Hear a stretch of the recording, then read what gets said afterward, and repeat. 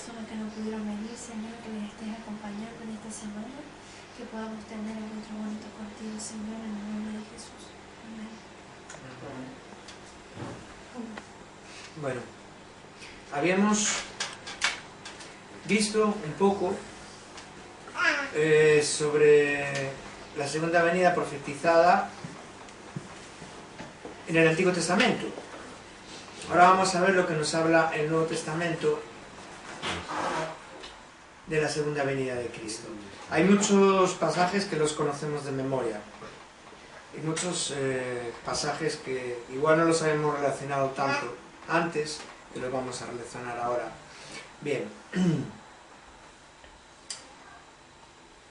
En el Antiguo Testamento se juntaban un poco las predicciones de la primera y de la segunda venida de Cristo, por eso los fariseos tampoco se enteraron muy bien, ¿no?,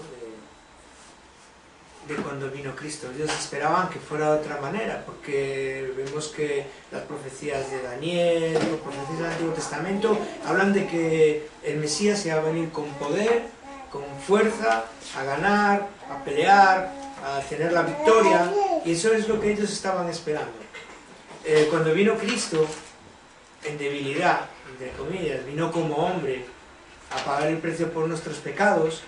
Entonces los fariseos dijeron: no es el Mesías, porque ellos tenían en mente que el Mesías iba a venir a restaurar al pueblo de Israel, sobre todos los pueblos, a vencer, a gobernar y a hacerlos a ellos el pueblo de Israel, el pueblo sobre todos los pueblos, ¿no? Entonces se mezclaban un poco, ¿no? Pero ya en el Nuevo Testamento, ya cuando Cristo nos da la enseñanza, y ya nos habla de la segunda venida, ¿no? Ya lo tenemos un poco más claro, ¿verdad?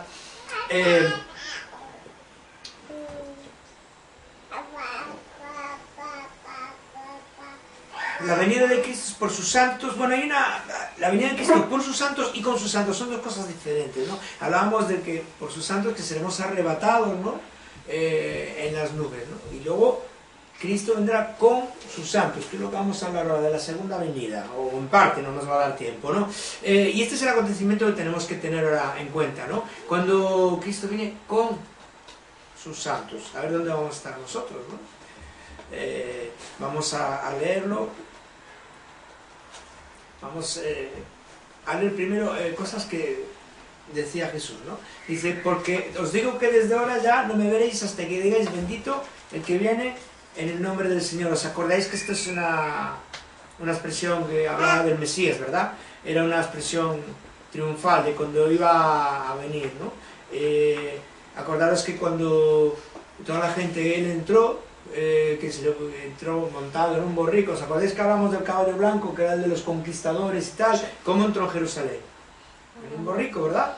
Entonces la gente aún estaban con palmas, no, bendito el que viene en nombre del Señor. ¿Por qué? Porque tenían en mente que él iba a instaurar el gobierno, que iba a vencer, que iba a instaurar el gobierno. ¿Qué pasó? Que cuando lo crucificaron, ¿quién se quedó?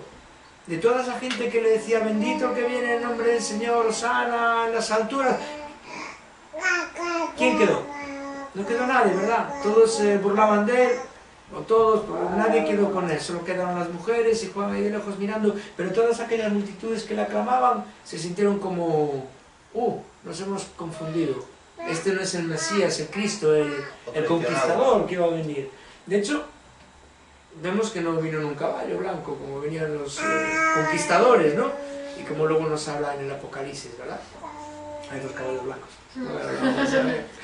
Y ahí se sintieron ellos como que se habían confundido con el Mesías, pero sí era el Mesías, ¿verdad? Todos sabemos que era Cristo, que venía a morir en la cruz para pagar el precio de nuestros pecados, y que había hecho una promesa que iba a volver, que es la segunda venida. Vino como hombre, vino en debilidad, pero va a venir en poder. Va a venir a lo que estaban esperando los judíos, a vencer, a gobernar y a tener el gobierno para siempre. Y eso es lo que vamos a hablar ahora, ¿no? En Filipenses 2.9 dice: por eso, sabemos que Filipenses 2.9 habla del siervo, ¿verdad? Dice que dejó su realeza, su divinidad para hacerse como los hombres, y más que hombre se hizo siervo, y más que siervo encima se hizo esclavo, y fue a la muerte vergonzosa de cruz, porque decía, maldito todo aquel que es colgado en un madero, ¿verdad? Se hizo maldito por nosotros. Pero luego dice en Filipenses 2, por eso Dios le dio el más alto honor, por la obediencia y por el amor por nosotros, y el nombre que está sobre todos los nombres, para que se arrodillen ante Jesús todos los que están en el cielo, en la tierra y debajo de la tierra, y para que todos reconozcan que Jesucristo es el Señor, dando así honra a Dios Padre. O sea, esto se va a cumplir. Va a llegar un momento que todos nos vamos a arrodillar delante de Cristo. Él dio su vida por nosotros, se subió a la cruz, vergonzosa muerte de cruz, murió, resucitó, pero Él va a venir ahora en poder, y cuando Él venga todos se van a arrodillar en su presencia, porque vemos que vino como hombre. Pero acordaos que Juan, cuando en la revelación, en el Apocalipsis que veía, decía ahí, había uno como hijo de hombre, con los cabellos blancos como blanca lana, con un cinturón de oro, dice, y no podía ni mirarle a la cara, dice, y sus palabras, su voz, que era como estruendo de cataratas y tal. O sea, muy diferente de ver a Cristo crucificado, ¿verdad?, a verlo con ese poder y esa gloria, ¿no? Y Jesús nos habla en Mateo 25, 46, de que va a venir a juzgar, ¿no? Dice, unos irán al castigo eterno y los justos irán a la vida eterna, ¿no? Y vamos a ver de dónde viene esto, ¿no? Mateo 25. Acordaros que hemos estado mirando mucho Mateo 24, pero Jesús sigue hablando sobre la segunda venida y sobre el futuro y lo que va a pasar, y Mateo 25 nos pone un ejemplo, se llama el juicio de las naciones. Dice, cuando el Hijo del Hombre venga en su gloria y todos sus santos ángeles con él, entonces se sentará en su trono de gloria y serán reunidas delante de él todas las naciones, y apartará a los unos de los otros, como aparta el pastor las ovejas de los cabritos, y pondrá las ovejas en su derecha y los cabritos en su izquierda. Entonces el rey dirá a los de su derecha, venid, benditos de mi Padre, heredad el reino preparado para vosotros desde la fundación del mundo. Porque tuve hambre y me disteis de comer, tuve sed y me disteis de beber, fui forastero y me recogisteis, estuve desnudo y me cubristeis, enfermo y me visitasteis, en la cárcel y vinisteis a mí. Entonces los justos le responderán diciendo, Señor, ¿cuándo te vimos hambriento y te sustentamos, o sediento y te dimos de beber? ¿O cuándo te vimos forastero y te recogimos, o desnudo y te cubrimos? ¿O cuándo te vimos enfermo en la cárcel y vinimos a ti? Bueno, hasta aquí, luego seguimos un poco. Vemos que Jesús habla de la separación en el juicio final, varias enseñanzas. Dice, unos irán para un lado, otros irán para otro. Ese es el juicio, ¿no?, que Jesús va a hacer, ¿no? Dice que todas las naciones serán reunidas, pero fijaros, dice, y todas las naciones serán reunidas delante de todas las naciones, y apartará los unos de los otros. Vemos que dice que serán reunidas todas las naciones, pero apartará los unos de los otros. O sea, que el juicio va a ser individual, no va a ser por naciones. Dice que aunque juntará todas las naciones, serán reunidas delante de él, pero apartará los unos a los otros. El juicio es individual, es por cada uno, depende de nuestra relación con Cristo, ¿no?, de si hemos nacido de nuevo o no. Vemos que a la derecha pone a los que serán de una manera, los que serán llevados, serán los justos, los que serán llevados con él, y a la izquierda dice las ovejas por un lado y los cabritos por otro lado, ¿no? ¿Qué significa oveja y cabrito? Parece ser que el pastor por el día ponía todos juntos, ¿no?, ovejas y cabritos, pero por la noche guardaba a las ovejas mejor que a los cabritos, porque los cabritos como que no daban nada, y las ovejas eran las que producían tanto lana como leche, y las cuidaba mucho más, ¿no? Por eso yo creo que pone esta analogía o este ejemplo, ¿no?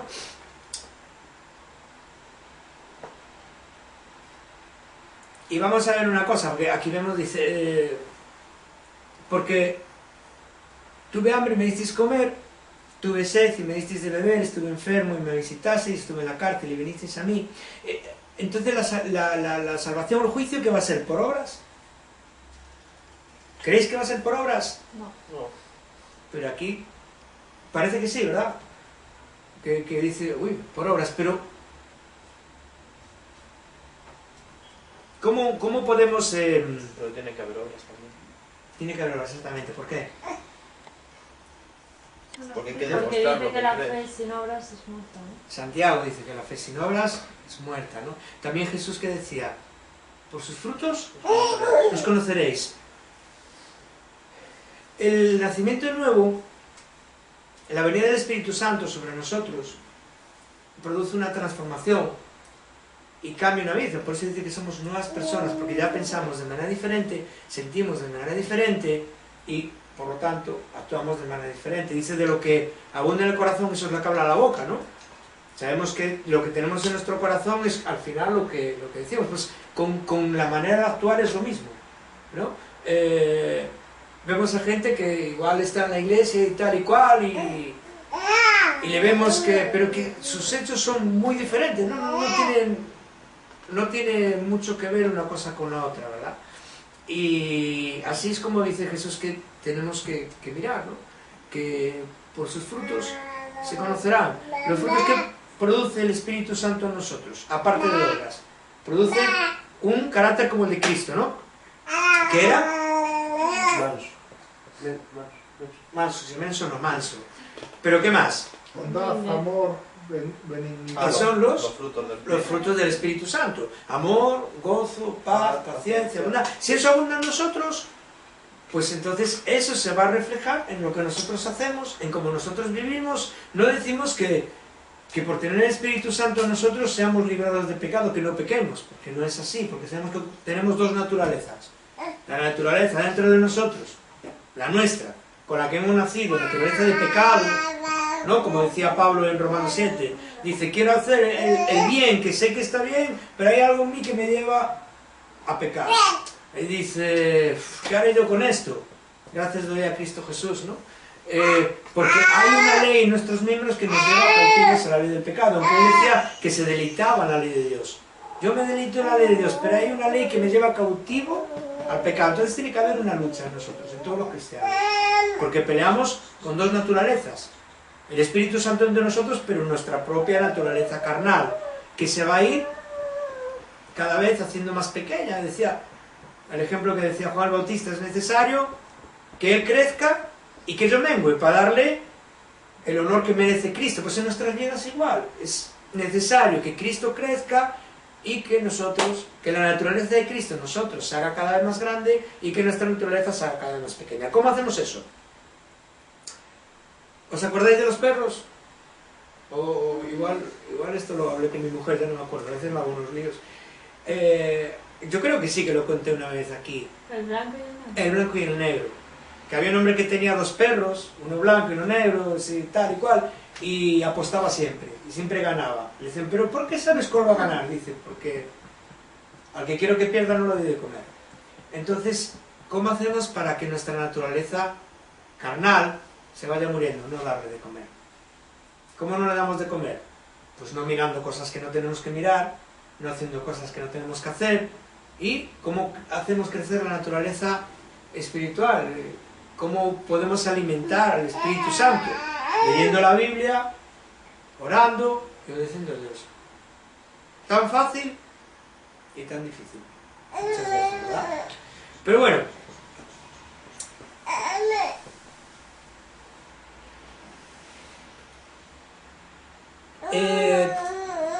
Va a llegar un momento, como hablamos el otro día, que ya vamos a ser juzgados, ¿no? Unos para la derecha y otros para la izquierda. Va a llegar ese momento en que no va a haber oportunidad de arrepentimiento. Va a llegar un momento que no nos vamos a poder arrepentir. ¿Os acordáis de la parábola del rico y Lázaro, verdad? Dice, ¿os acordáis, no? Que era un rico que vivía muy bien, fiestas y de todo, y tenía un pobre tirado allí a la puerta que mendigaba un cacho de pan y no le daba a nadie. Solo iban los perros a lamerle las llagas, sí, porque estaba hecho polvo y tal y cual, ¿no? Lo hablamos el otro día. Lo hablamos el otro día. Y cuando se mueren, a Lázaro, que era el pobre, se le llevaron los ángeles al seno de Abraham, que era donde estaba, era como el paraíso, ¿no? Y el otro se fue al infierno, ¿no? ¿Y qué pasa? Que desde allí uno clamaba y decía, Padre Abraham, dile a Lázaro que me moje. ¿Por qué? Porque estaba en los tormentos del infierno. ¿Y qué le dijo Abraham? Ya no. Hay una sima grande, o sea, un hueco, un agujero, algo que no se puede pasar entre nosotros y vosotros. ¿Tuviste tiempo? Hay tiempo de arrepentimiento, pero va a haber tiempo que no nos vamos a poder arrepentir. Bien. Fijaros que aquí habla en esta parábola de que los justos, ¿no? Cuando Jesús les dice, venid, venid, estáis invitados y tal, dice, porque me disteis de comer, me visitasteis, ¿quién, nosotros? Señor, ¿cuándo nosotros te dimos de comer o te visitamos en la cárcel o cuándo? ¿Por qué? Porque ahí lo que estamos hablando del interior refleja el exterior, ¿vale? Nuestro interior refleja lo que hacemos en nuestro exterior. Porque ellos, su servicio era genuino, no era un servicio calculado, no era un servicio... en el cristiano el servicio tiene que ser genuino, tiene que ser por amor a Dios, tiene que ser porque sale de nosotros, tiene que ser porque está dentro de nosotros, es nuestra esencia, ¿no? Porque el Espíritu Santo nos guía, el Espíritu Santo nos enseña, nos muestra el agradecimiento que sentimos a Dios, el amor que sentimos a Dios, las ganas que tenemos de que otra gente pueda conocer lo que nosotros conocemos, pueda sentir lo que nosotros sentimos y pueda un día ir con Cristo, no tenga que irse al infierno. Entonces eso nos mueve a ayudar, nos mueve a hablar, nos mueve a aconsejar, nos mueve a discipular, ¿no? Eso no es algo calculado como hablamos el otro día, bueno, tengo que hacer esto. El reino de Dios no consta de unas normas y unas leyes que hay que cumplir, sino es espontáneo y genuino, es por el amor de Cristo en nuestras vidas. Ese amor es genuino y ese amor tiene que dar unos resultados. Por eso dice, por los frutos los conoceréis. No solamente amor, gozo, paz, paciencia, benignidad, bondad, fe, sino también agradecimiento y amor a Dios. Ese agradecimiento es lo que tiene que mover en nuestras vidas el servicio. Estar agradecidos a aquel que dio la vida por nosotros, ¿no? En cambio, no lo hemos leído, pero los injustos, si se hubieran dado cuenta de esto, hubieran hecho de otra manera. Los que dijeron, dice, vosotros, tuve hambre y no me disteis de comer, tuve sed, no me disteis de beber, dice, pero a ti, si hubiera sido tú, lo hubiéramos hecho. Pero dice, pero no le hicisteis a los que teníais alrededor, ¿verdad? Vale.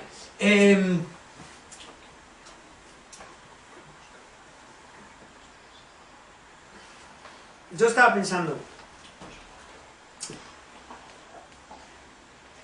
ayer decía Giselle, es una pena que no esté. ¿Quién? Tu mujer, Giselle. La de niñera. Sí. Dentro de su corazón, mira, ya hasta que le hiciste, mira cómo te tiene catalogado, vamos. De lo que aún en el corazón me abra la boca, estábamos diciendo. Decía que estaba contenta, si ¿os acordáis? En la reunión, estaba contenta, que estaba feliz y tal, ¿no? ¿Se puede estar contento y triste a la vez? ¿Pensáis? Sí. ¿Se puede estar contento y triste a la vez? ¿Sí? No, triste y con gozo, yo creo que sí, pero con Bueno, triste y con gozo, vale, sí, perdón, la Yo pregunta creo que puede estaba mal. estar triste por la situación, pero alegre porque ves la salida o porque tienes esperanza. Claro, Bien. ese gozo para sí. Triste y con gozo, exactamente, era mejor la pregunta, sí. No, bueno, en la Biblia hay una parte que dice que bienaventurados cuando estéis tristes, Porque Dios os dará consuelo.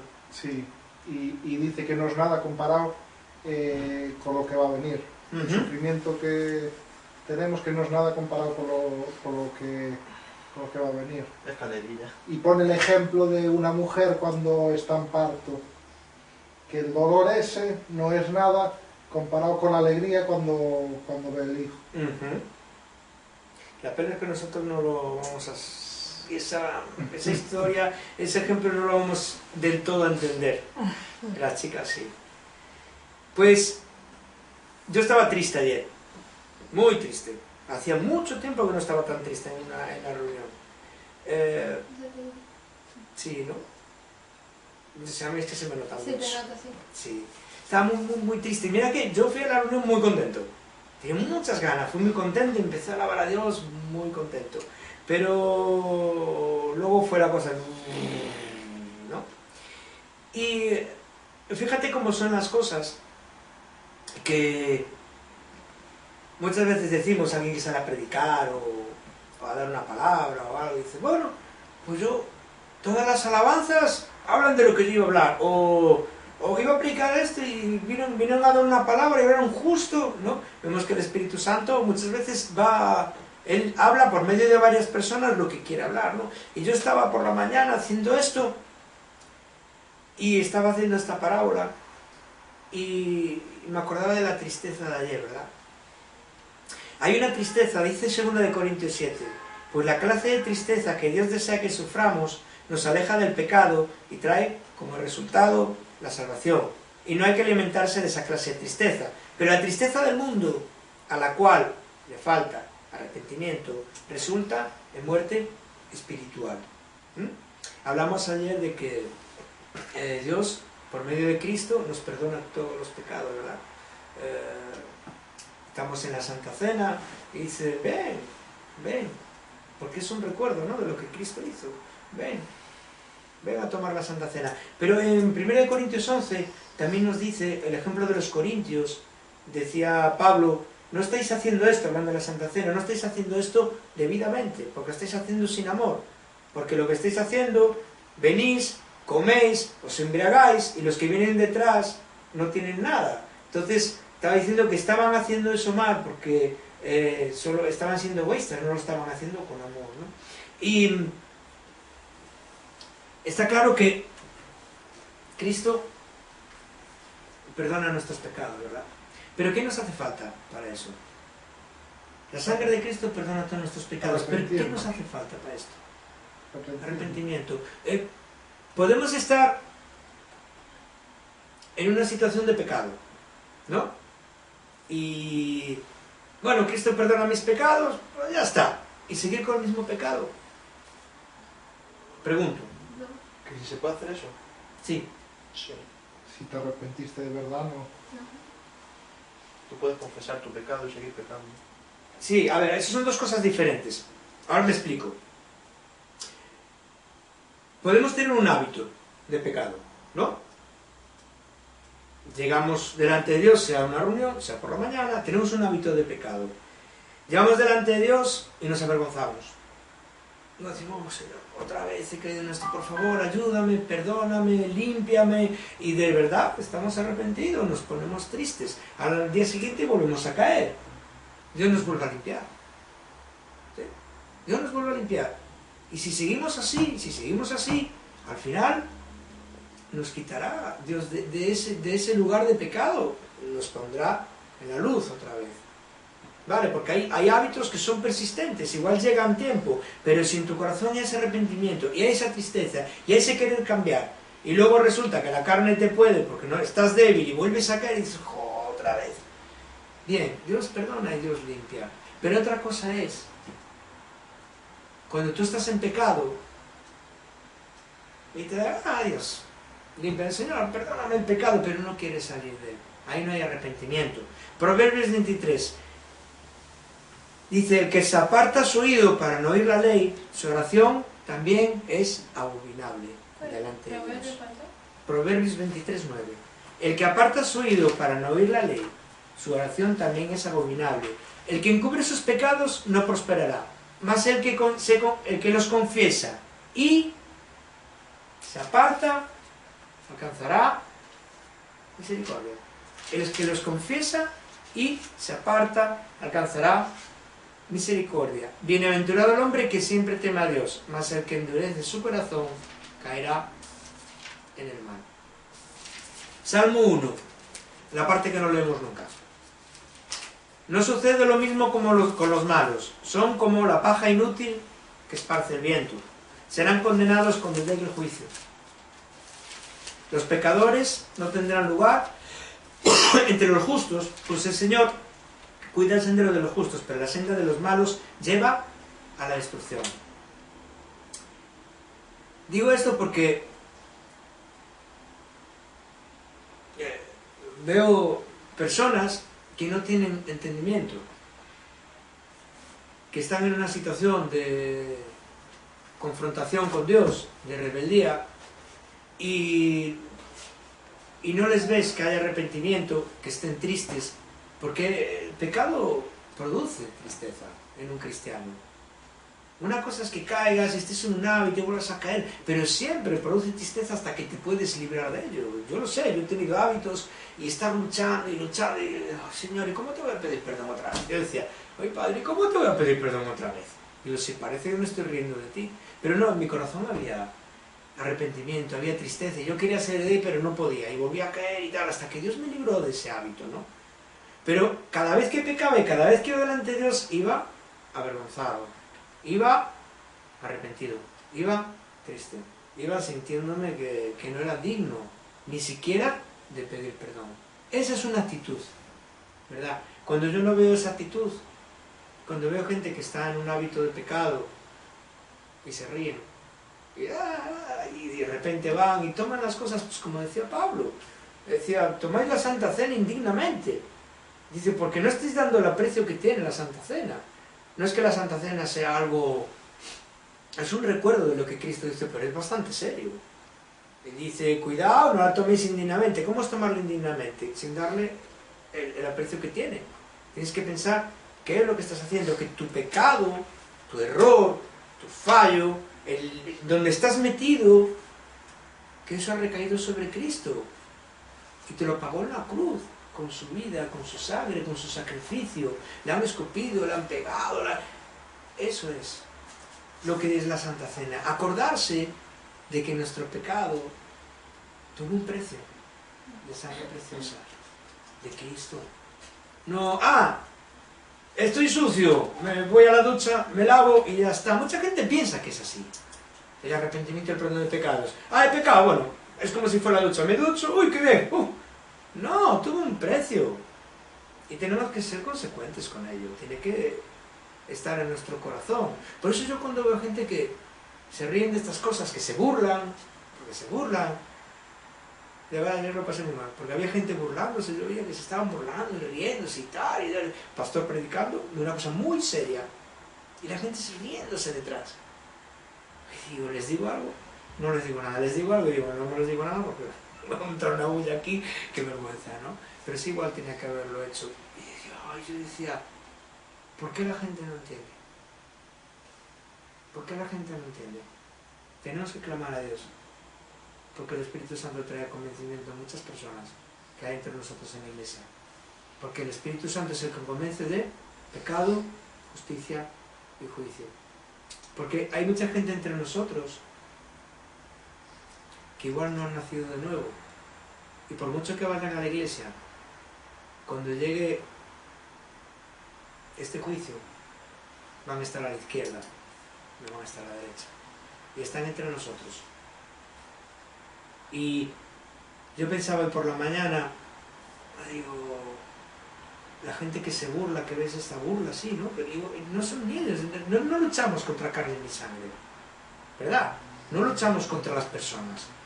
Estos se burlan, estos son unos... No, luchamos contra fuerzas espirituales de maldad. Las regiones celestes son las que mueven la maldad, las que mueven a las personas. Las personas son víctimas de esos poderes del diablo que los está llevando, los está engañando y los está llevando incluso en un sitio donde es para darle gloria y alabanza a Dios, los está teniendo en sus manos.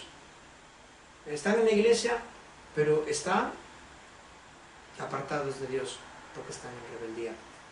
Acordaros que rebeldía es hacer guerra una y otra vez. Eso es desobediencia, lo mismo que rebeldía, hacer guerra una y otra vez en contra de Dios.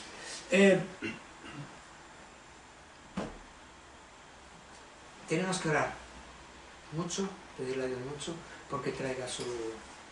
Más que por nosotros decir y hablar, para que Dios traiga con su Espíritu Santo un convencimiento del pecado a las personas. Un convencimiento de quién es Dios, de quién es Cristo, de lo que ha hecho por nosotros, de quiénes somos nosotros y de lo que somos nosotros. Y de que la palabra de Dios es perfecta. Y de que la palabra de Dios es firme y hay que obedecerla. Si la palabra de Dios dice, esto está mal, está mal. Y si nosotros persistimos ahí y nos da igual, es que entonces no tenemos el Espíritu Santo viviendo dentro de nosotros. Y si no tenemos el Espíritu Santo viviendo dentro de nosotros, cuando llegue el juicio, nos vamos a ir a la izquierda en vez de a la derecha. Porque no es por obras, que decíamos antes. ¿Qué dice en Efesios 2? Pues, por la gracia, sois salvos. No es por nada que vosotros hayáis